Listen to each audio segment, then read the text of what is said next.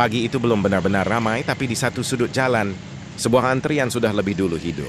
Di depan sebuah gerobak sederhana, mangkok-mangkok putih berjajar rapi di atas meja.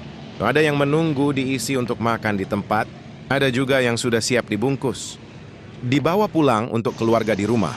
Kami datang bukan karena papan nama besar, tapi karena satu hal yang selalu jujur di pagi hari, antrian. Dari jauh sudah kelihatan, orang-orang berdiri sabar, beberapa menatap gerobak, beberapa lagi menatap jam, karena pagi punya batas, dan sarapan tidak bisa ditunda. Begitu mendekat, aromanya langsung menyambut. Aroma mie yang akan segera direbus, aroma bawang yang sudah lebih dulu bersiap di mangkok-mangkok kosong. Kami pun ikut antre, diam, memperhatikan, menikmati proses. Di balik gerobak itu, berdiri seorang pedagang dengan gerakan yang sudah sangat hafal. Tangannya tidak terburu-buru, tapi juga tidak pernah ragu. Ini bukan gerakan orang yang baru belajar. Ini gerakan orang yang sudah puluhan tahun melakukan hal yang sama. Ia membuka kantong hitam besar berisi mie. Bukan satu atau dua, tapi segenggam demi segenggam. Mie itu ia letakkan sementara di atas tutup panci, sambil mulutnya menghitung jumlah porsi sesuai pesanan. 1, 2, 3. Cukup. Setelah jumlahnya pas, mie itu langsung masuk ke panci besar berisi air mendidih. Uap panas naik, dan pagi yang tadinya dingin, perlahan jadi hangat. Tak lama berselang, sayuran sawi hijau menyusul masuk ke panci yang sama. Hijau segar, sekadar direbus sebentar, cukup untuk tetap renyah saat nanti disantap. Sambil menunggu mie matang, pedagangnya tidak diam. Mangkok-mangkok yang sejak tadi menunggu, satu persatu mulai diisi bumbu. Sedikit penyedap rasa, kecap asin yang pas, lalu minyak bawang yang aromanya langsung bangkitkan selera. Ini momen yang sering luput dari perhatian, padahal disinilah rasa mulai dibangun. Tak lama kemudian mie yang sudah matang diangkat, ditiriskan dengan cekatan, lalu dibagi rata ke setiap mangkok yang sudah menunggu. Di mie itu sawi hijau menyusul, menjadi penyeimbang warna dan rasa. Dan setelah itu, datang bagian yang paling ditunggu. Potongan ayam berbumbu kecap dan rempah, dituangkan ke atas mie, dan disinilah semua orang yang menonton prosesnya. Biasanya saling pandang, karena potongan ayamnya besar-besar, bukan sekadar taburan, bukan sekadar pelengkap.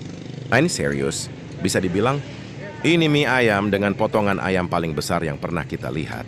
Dagingnya tebal, bumbunya pekat, dan jumlahnya tidak pelit. Baru setelah itu, saus dan sambal ditambahkan sesuai selera. Mau pedas ringan, atau pedas yang bikin mata melek di pagi hari, semuanya bisa diatur. Catatan kecil yang penting, mie ayam ini bisa pakai kuah atau tanpa kuah. Kalau dibungkus, kuahnya bisa dipisah. Sederhana, tapi perhatian seperti ini yang bikin pelanggan kembali. Setelah menunggu cukup lama di antrian, akhirnya giliran kami. Kamu dan keluarga memilih makan di tempat. Bukan di kursi empuk, tapi lesehan, di atas keramik depan toko yang masih tutup. Pagi mie ayam panas dan suasana yang jujur.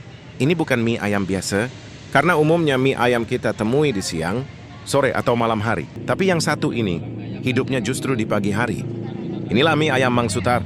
Nama pedagangnya Mang Sutar, sederhana tanpa embel-embel, tapi di balik gerobak sederhana ini ada cerita panjang, lebih dari 30 tahun berjualan. Dan uniknya, mie ayam ini memang disiapkan khusus untuk sarapan, bukan konsep yang dibuat-buat, tapi kebiasaan yang terbentuk dari waktu. Dan soal harga, ini bagian yang bikin kita senyum.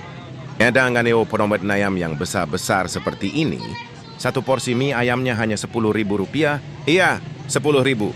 Murah, kenyang, dan rasanya benar-benar memuaskan. Lokasinya ada di Jalan Ki Hajar Dewantara, Arjawinangun, Cirebon. Buka setiap hari dari jam 6:30 pagi sampai habis. Dan percaya deh, biasanya habis lebih cepat dari yang kita kira. Kalau kamu pencinta mie ayam, atau sekadar mencari sarapan yang jujur dan mengenyangkan, mie ayam ini layak masuk daftar.